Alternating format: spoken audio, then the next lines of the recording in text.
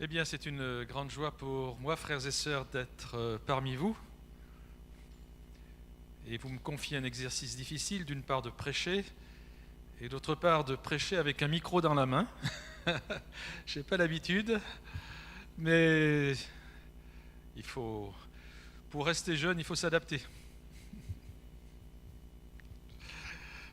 Hier, nous avions un petit atelier dans le synode, et quelqu'un qui était beaucoup plus jeune que l'ensemble du groupe a été étonné parce que quand nous avons ouvert nos Bibles, il était le seul à avoir une Bible, et tous les autres, dont moi, nous avons lu la Bible sur notre téléphone portable, et il a dit, ah,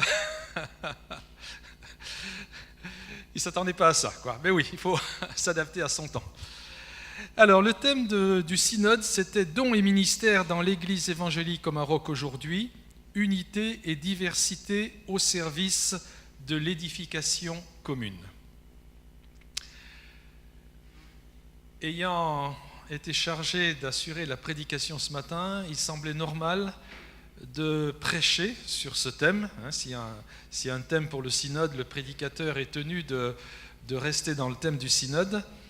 Et donc j'aimerais que nous lisions ensemble dans l'Épître aux Éphésiens, chapitre 4, mais nous commencerons au verset 1. Alors, Éphésiens, chapitre 4, verset 1. Je vous exhorte donc, moi, le prisonnier dans le Seigneur, à marcher d'une manière digne de la vocation qui vous a été adressée, en toute humilité et douceur, avec patience, vous supportant les uns les autres avec charité, vous efforçant de conserver l'unité de l'esprit par le lien de la paix. Il y a un seul corps et un seul esprit, comme aussi vous avez été appelés à une seule espérance par votre vocation. Il y a un seul Seigneur, une seule foi, un seul baptême, un seul Dieu et Père de tous, qui est au-dessus de tous et parmi tous et en tous. Mais à chacun de nous, la grâce a été donnée selon la mesure du don de Christ. C'est pourquoi il est dit, étant monté en haut, il a emmené des captifs et il a fait des dons aux hommes. Or, que signifie il est monté, sinon qu'il est aussi descendu dans les régions inférieures de la terre ? Celui qui est descendu, c'est le même qui est monté au-dessus de tous les cieux afin de remplir toutes choses. Et il a donné les uns comme apôtres, les autres comme prophètes, les autres comme évangélistes, les autres comme pasteurs et docteurs, pour le perfectionnement des saints, en vue de l'œuvre du ministère et de l'édification du corps de Christ, jusqu'à ce que nous soyons tous parvenus à l'unité de la foi et de la connaissance du Fils de Dieu, à l'état d'homme fait, à la mesure de la stature parfaite de Christ, afin que nous ne soyons plus des enfants flottants et emportés à tout vent de doctrine par la tromperie des hommes, par leur ruse dans les moyens de séduction, mais que, professant la vérité dans la charité, nous croissions à tous égards en celui qui est le chef, Christ. C'est de lui, et grâce à tous les liens de son assistance, que tout le corps bien coordonné et formant un solide assemblage, tire son accroissement selon la force qui convient à chacune de ses parties et s'édifie lui-même dans la charité. Alors, durant ce synode, nous avons eu une introduction faite par le pasteur Maximilien sur le thème du synode. À la suite de cela, il y a eu des groupes de travail, et puis il y a eu des synthèses en groupe et des synthèses très animées. Notre modérateur a dit que les débats étaient chauds. Et c'est bien, ça prouve que c'est l'Église, et l'Église elle est vivante, et c'est normal qu'il y ait des débats. Et donc je ne vais surtout pas ce matin donner une parole qui serait comme une parole finale ou définitive. Non, c'est plutôt une parole d'ouverture dans la ligne de ce qui a été décidé par le synode, c'est-à-dire que pendant cette année, les églises, les paroisses vont réfléchir à ce thème. Donc, l'objet ce matin, c'est plutôt d'ouvrir encore un peu plus les perspectives qui ont été ouvertes et surtout pas de fermer un débat qui ne fait que commencer. Et le premier point de cette prédication, c'est ce que nous voyons au verset 8, « Dieu a fait des dons aux hommes ». Et c'est une bonne nouvelle, frères et sœurs. Cela montre que Dieu s'occupe de son Église il le fait concrètement, il le fait intensément, et la manière dont Dieu a pour s'occuper de son Église, c'est de lui faire des dons. Et les dons, ce sont des hommes et des femmes. Dieu n'envoie pas des anges. La seule fois qu'il a envoyé un ange à quelqu'un, dans la Bible, enfin il y a peut-être plusieurs fois dans le Nouveau Testament, mais il y a un exemple caractéristique, c'est Corneille, où l'ange lui dit « va faire venir Pierre qui lui va t'annoncer l'évangile ». Autrement dit, l'ange n'annonce pas l'évangile, mais il dit « c'est un homme qui doit le faire ». Donc les dons que Dieu a fait à son Église, ce sont des hommes et des femmes. Alors dans ce texte, il est question d'apôtres, de prophètes, d'évangélistes, de pasteurs, de docteurs. Tout cela, c'est des choses que vous allez étudier cette année. Mais ailleurs, l'apôtre Paul parle des anciens, des évêques. Les anciens, vous en avez déjà. Un conseil presbytéral, c'est un conseil d'anciens. Le presbytre, c'est l'ancien. Donc les anciens, ils existent déjà au milieu de vous. Les pasteurs, ils existent déjà. Et puis il est parlé des diacres, des conducteurs, des présidents. Eh bien oui, il y a des personnes qui ont cette fonction de président, présider un conseil presbytéral par exemple, ou une commission de travail. Tout cela, ce sont des dons concrets que Dieu fait à son Église.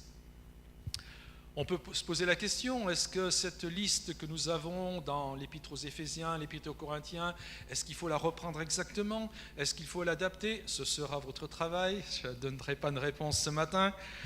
Mais voilà, le chantier est ouvert. Est-ce qu'on peut en rajouter? Mais bien sûr que nous rajoutons des ministères. Dans le Nouveau Testament, je ne vois pas le ministère, par exemple, de responsable de groupe de jeunes ou de responsable d'école du dimanche. Et pourtant, est-ce que ce ne sont pas des ministères?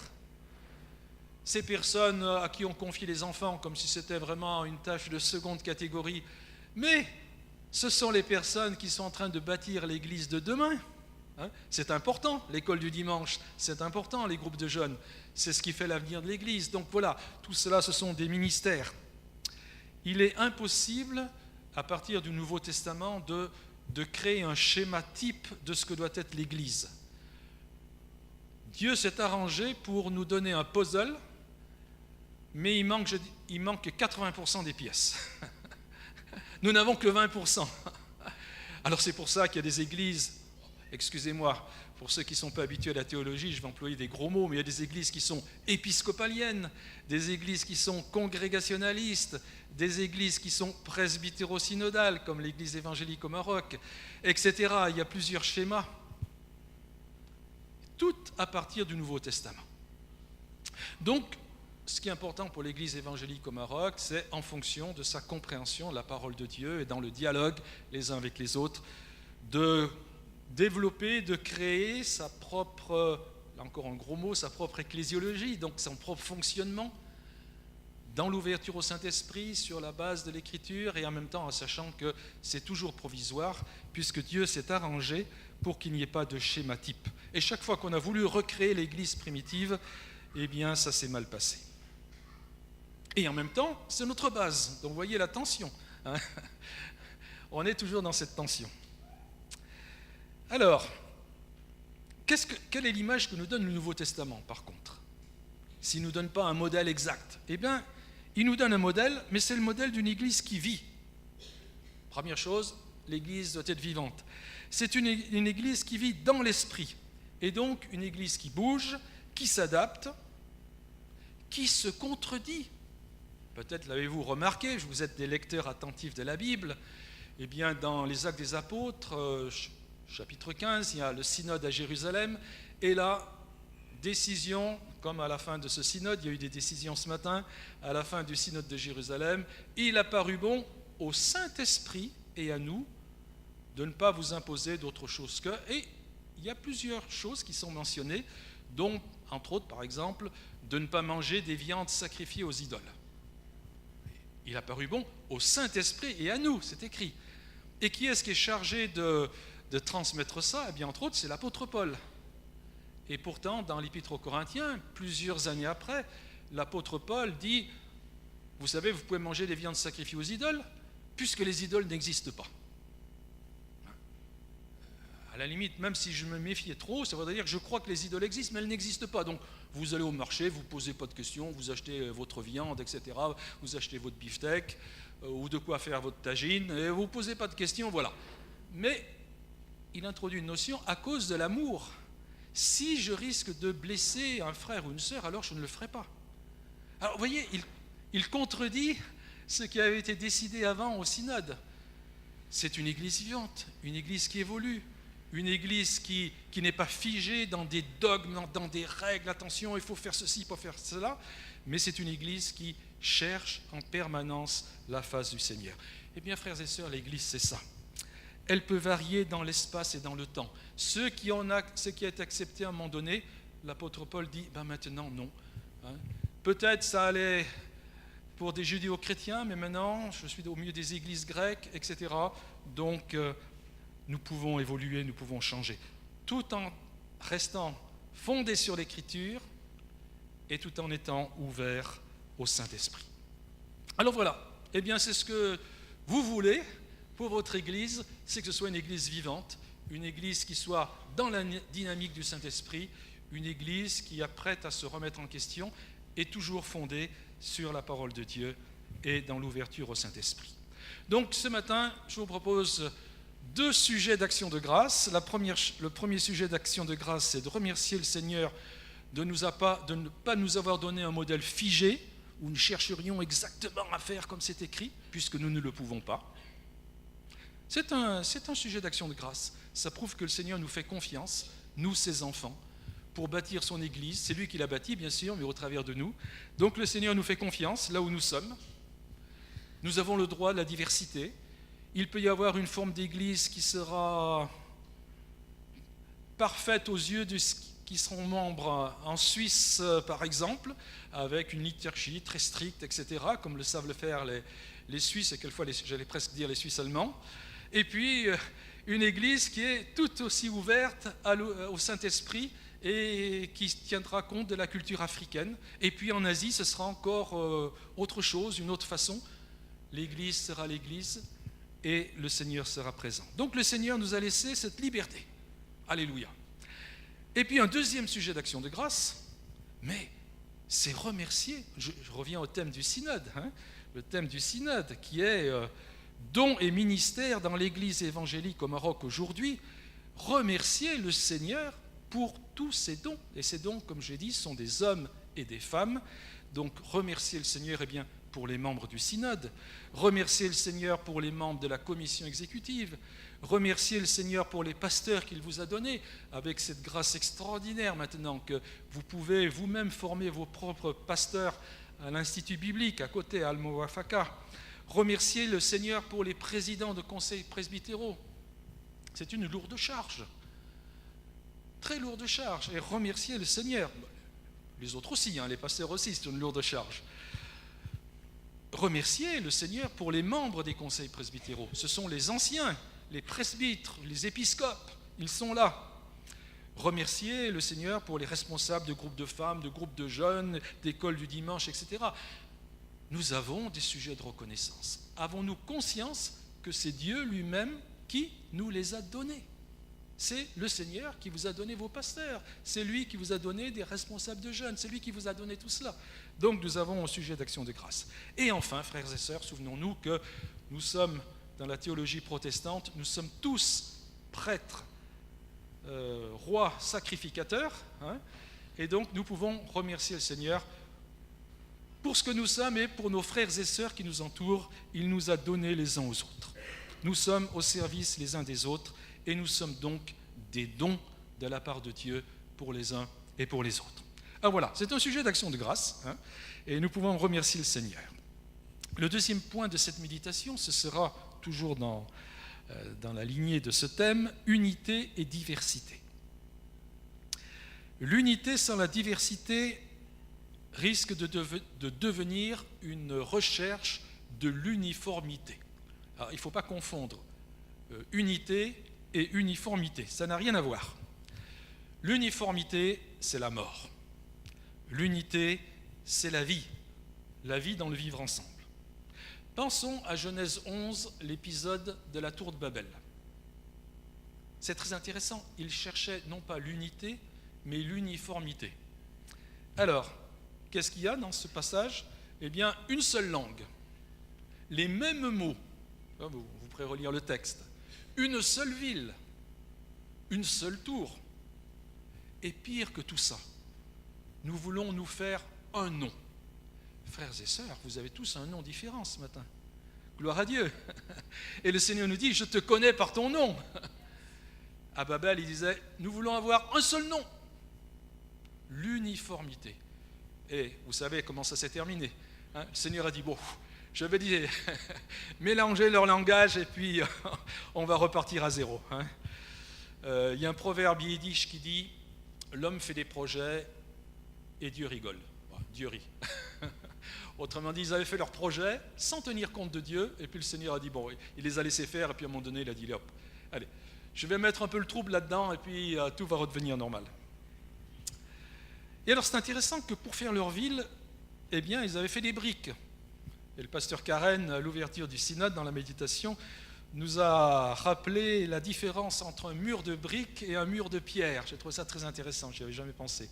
Le mur de briques, toutes les briques sont pareilles, c'est l'uniformité. Le mur de pierre, c'est l'unité.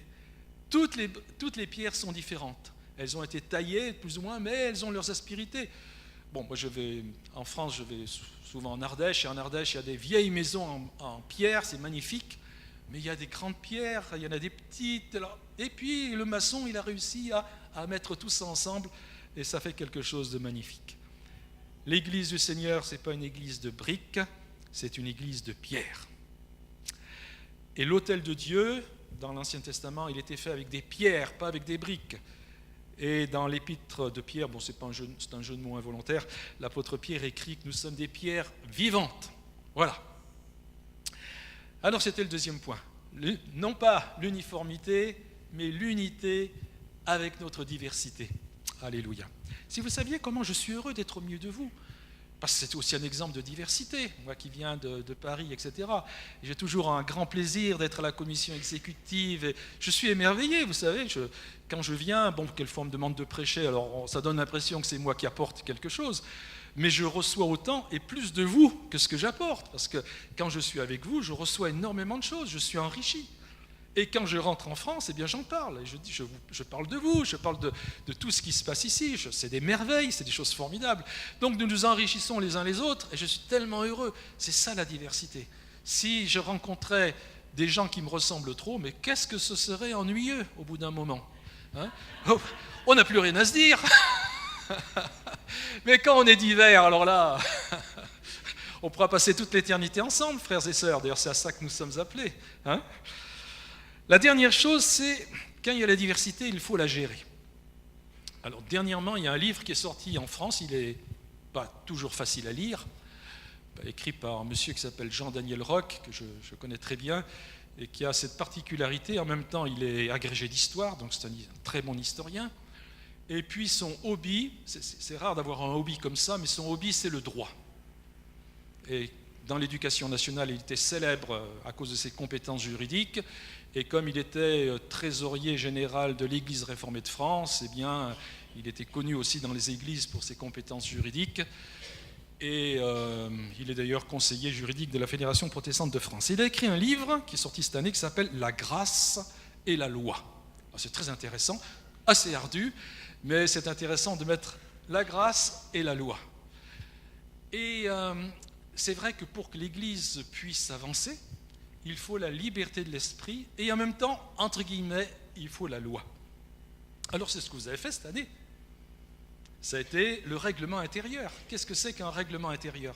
C'est justement se dire, pour pouvoir gérer cette diversité, la gérer harmonieusement, eh bien il nous faut des textes de loi. Ce n'est pas la loi des Mèdes et des Perses dans le sens où quand quelque chose était décidé, on ne pouvait pas le changer, mais souvent je dis, c'est la loi des Mèdes et des Perses jusqu'à ce qu'il y ait un nouveau synode qui change les règlements. Parce que faire des règlements et ne pas en tenir compte, eh bien, Ça ne sert à rien, c'est même dangereux. Imaginons que tout d'un coup, les gens de Rabat disent « Oh, finalement, le code de la route, ça ne sert à rien, on va conduire comme on veut. » Allez, c'est la liberté, hein, la liberté, voilà, on conduit comme on veut. Bon, le nombre d'accidents va augmenter considérablement. Donc, un règlement intérieur, ce n'est pas l'évangile, mais ça nous aide à vivre ensemble le plus harmonieusement possible. Et puis après, quand on a éprouvé le règlement pendant 5 ans, 6 ans, on se dit tiens, il faudrait peut-être modifier ça, ou modifier ça, et puis on le modifie, et c'est ainsi que ça va.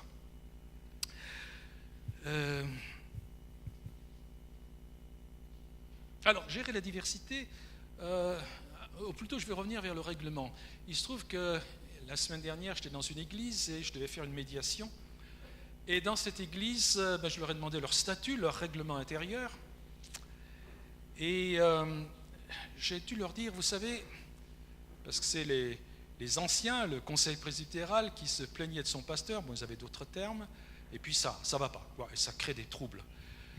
Et alors je leur ai dit, voilà, nous serions dans une église réformée, ou une église presbytéro-synodale, eh bien, le problème se réglerait ainsi. Le règlement dit, de façon générale, dans les églises presbytéro-synodales, le conseil presbytéral nomme le pasteur et éventuellement révoque le pasteur. Donc, vous qui êtes en face de moi, vous prendriez la décision. Mais l'église dans laquelle vous êtes a un règlement intérieur qui dit non pas le conseil presbytéral gère l'église, la dirige, etc., mais il dit le pasteur dirige l'église. Et il dit aussi, c'est le pasteur qui nomme les anciens, qui les reconnaît, etc. Donc vous voyez, c'est l'inverse. C'est ni mieux ni moins bien que le système presbytéro-synodal. Sauf que, en faisant une médiation, je ne peux qu'utiliser les textes de cette église. Et soit on dit c'est le conseil qui nomme le pasteur et qui éventuellement le révoque, soit on dit c'est le pasteur parce qu'il est charismatique, il est inspiré par Dieu, et il va reconnaître « Ah, toi tu es ancien, toi tu es diacre, etc. » Il va les nommer, etc. Mais ça va changer les choses. Quand tout se passe bien, ça ne change rien du tout. Hein. Vous savez, on peut avoir n'importe quelle théologie. Quand ça se passe bien, il y a un conseil, on cherche la face de Dieu, ça ne change pas grand-chose. Mais le jour où il y a un problème, eh bien on regarde les textes, et là je leur dis, là, pour le moment, on va faire la médiation, mais il faut que de part et d'autre, il y ait des efforts de fait, et pour le moment, le pouvoir, il appartient au pasteur. Voilà. Alors ensuite, on fait la médiation, et on voit comment on peut s'attendre, etc.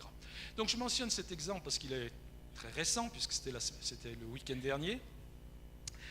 Un règlement intérieur, ça nous aide justement à mettre les choses en place. Ce n'est pas absolu. D'ailleurs, je disais à ces frères, alors j'ai tenu le même discours au pasteur, et puis parce que je leur demandais de faire des concessions, bien sûr, je leur disais, vous savez, le règlement intérieur d'une église, c'est comme le code de la route.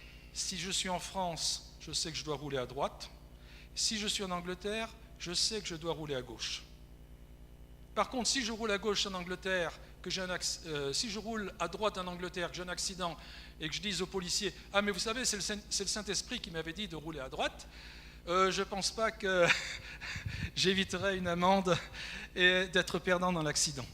Je m'adapte au règlement qui est là, en disant ça n'a pas une valeur absolue, mais ça nous permet de vivre ensemble. Eh bien, frères et sœurs, quand nous regardons la Bible, nous nous rendons compte que ce que je vous partage aujourd'hui, c'était des questions que se posaient les premiers chrétiens. L'Église est un espace de la liberté. L'apôtre Paul dit « là où est la liberté, là est l'Esprit du Seigneur ». Donc, je veux dire, il y a une liberté qui est là. Et puis, le même apôtre donne des cadres, des règles pour le fonctionnement de l'Église. Alors, je vais faire un exercice dangereux, je vais prendre un sujet délicat. C'est le sujet qui se posait pour les Corinthiens, qui était les dons spirituels. Et on rejoint le thème du synode, puisque la deuxième série de versets qui étaient au synode, c'était 1 Corinthiens 12, 4 et 7. Et donc dans l'église primitive, dans l'église de Corinthe, il y avait quelquefois des choses qui dérangeaient certains membres de l'église, des choses qui n'étaient pas claires, et il y avait cette question, mais si on est poussé par l'esprit, quel est l'homme qui peut aller à l'encontre de l'esprit? Comment puis-je m'opposer à quelqu'un s'il dit, par exemple, ainsi dit le Seigneur. Ben, si c'est le Seigneur, qu'est-ce que je peux faire, quoi. Et en même temps, il devait y avoir des problèmes. Il se peut même que des gens disaient, c'est les premiers versets de chapitre 12, que Jésus était maudit, que Jésus était anathème, puisque l'apôtre Paul dit, personne, si quelqu'un dit Jésus est maudit, ce n'est pas par le Saint-Esprit. Donc peut-être que ça se passait. Donc ces frères et sœurs se posaient des questions. Comment gérer cette vie de l'esprit, comment garder cette liberté, et en même temps qu'il n'y ait pas d'excès. Et l'apôtre Paul va donner quelques règles, en disant, si vous voulez les accepter, acceptez-les, si vous ne voulez pas, ne les acceptez pas. Mais voilà, puisque vous me posez la question, je vais vous donner quelques règles. La première règle, c'est le bon sens. Alors, ça nous surprend dans l'Église, parce que souvent on dit, mais si le Saint-Esprit est là, etc. Et l'apôtre Paul dit, mais il y a aussi le bon sens. Par exemple, le verset 3 du chapitre 12, c'est ce que je viens de vous citer, toute personne qui dirait Jésus est maudit, ce n'est pas le Saint-Esprit qui l'inspire. Et si quelqu'un dit Jésus est le Seigneur, celle-là, elle est inspirée par le Saint-Esprit. Alors bien sûr, on peut élargir cela, on pourrait dire tout ce qui est conforme à la Bible, à l'Écriture, on peut l'accepter, mais si les prophéties ne sont pas conformes à l'Écriture, on ne les accepte pas. Un autre principe de bon sens, c'est concernant le parler en langue, l'apôtre Paul qui parlait en langue, apparemment, abondamment, mais il dit, mais dans l'Église, il vaut mieux 5 paroles avec l'intelligence que 10 000 paroles en langue. Autrement dit, le bon sens, c'est que quand je parle avec l'intelligence, les autres sont édifiés, mais si je parle en langue, mais au bout d'un moment, les gens ils regardent leur montre en disant, bon, est-ce qu'il ne va pas s'arrêter, parce que on ne comprend pas, quoi. Si on est édifié, on écoute, si on n'est pas édifié, au bout d'un moment, ça ne va pas. Donc voilà, ce sont des règles de bon sens. Une règle de bon sens aussi, est-ce qu'on peut accepter des prophéties de quelqu'un qui viendrait de l'extérieur, un dimanche matin, il arrive, on ne le connaît pas, et cette personne se met à prophétiser. Une règle de bon sens serait de dire non. Parce que, comme vous pouvez le remarquer, concernant tous les ministères dans le Nouveau Testament, il y a des critères. Je parlais des anciens. Il doit être mari d'une seule femme, il ne doit pas s'adonner à la boisson.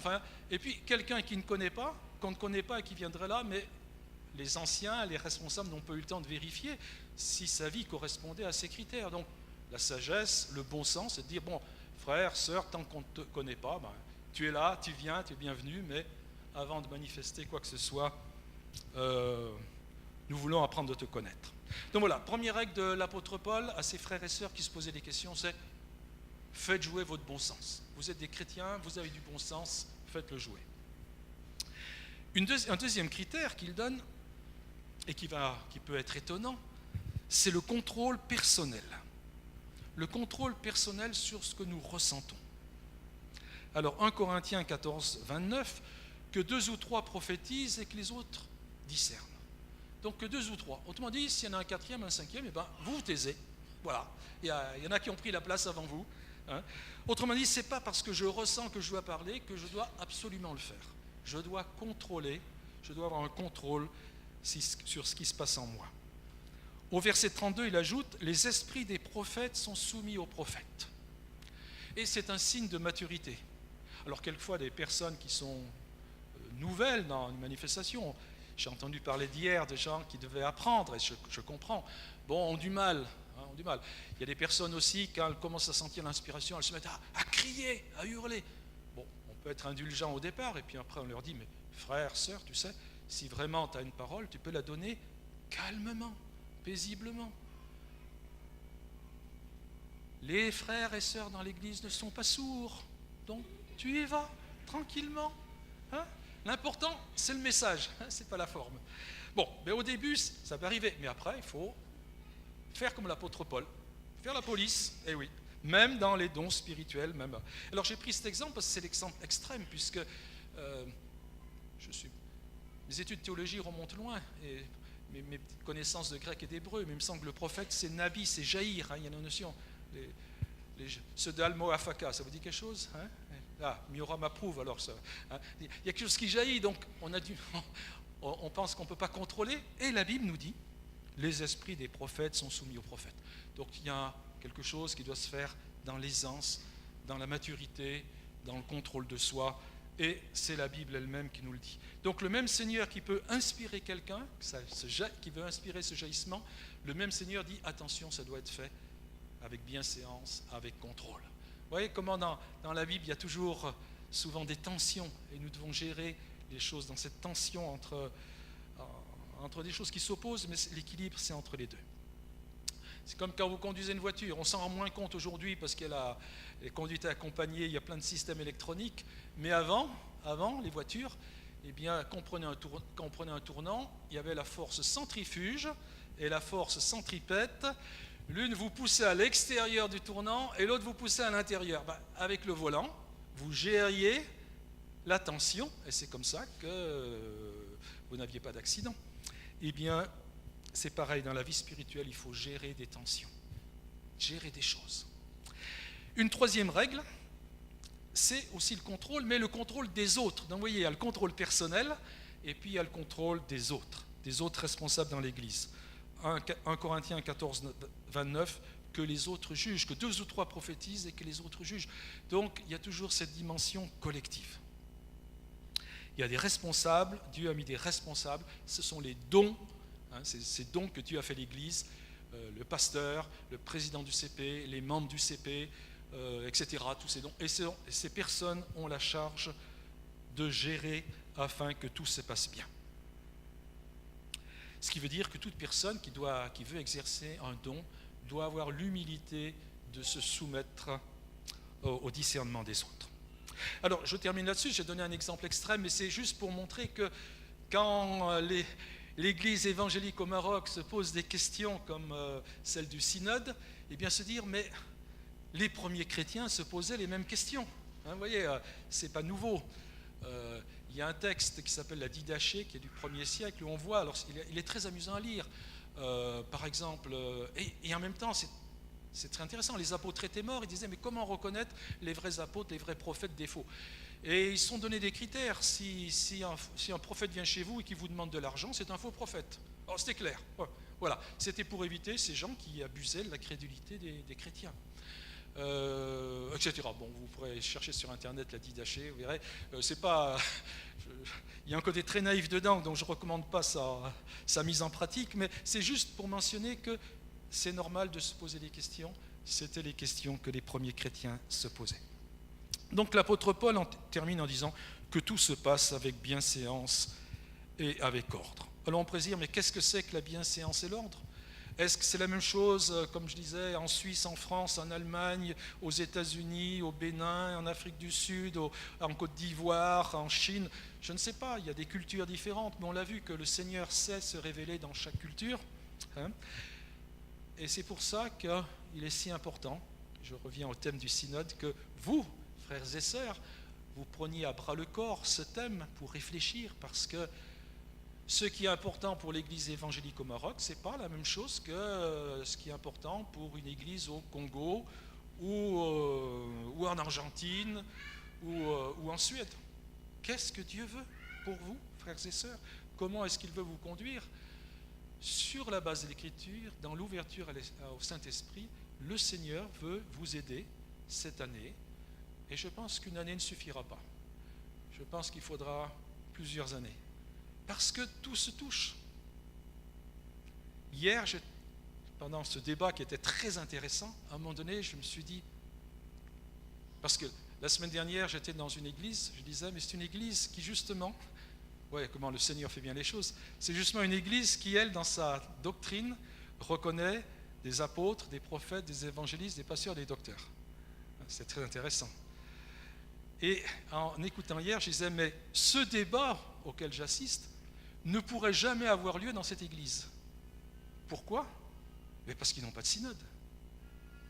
Puisqu'ils ont des apôtres, des prophètes, des évangélistes, des pasteurs, des docteurs, mais ces grands ministères, pourquoi voulez-vous qu'ils parlent avec des anciens ou avec des responsables, avec des délégués des églises ? Il n'y a pas de délégués des églises. Quand ils prennent leurs décisions, ils les prennent ensemble.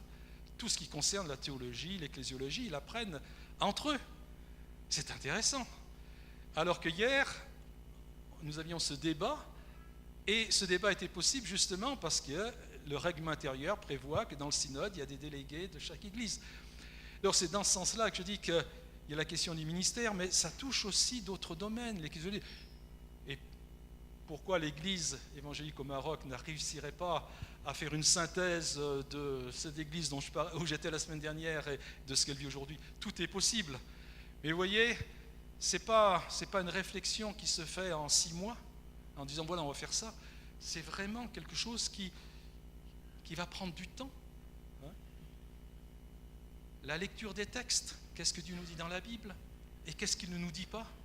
L'ouverture au Saint-Esprit, qu'est-ce que Dieu veut pour nous, Église évangélique au Maroc, au XXIe siècle? C'est ça. Et ça peut prendre 1 an, 2 ans, 3 ans, 4 ans. Vous êtes déjà une Église formidable, frères et sœurs, je vous l'ai dit, je parle de vous. Vous êtes une Église formidable. Donc, vous n'avez pas à vous inquiéter, vous vivez déjà des choses merveilleuses. Donc, prenez le temps de chercher la face de Dieu, de travailler ensemble. Et je suis sûr d'une chose, c'est que le Seigneur vous conduira. Amen.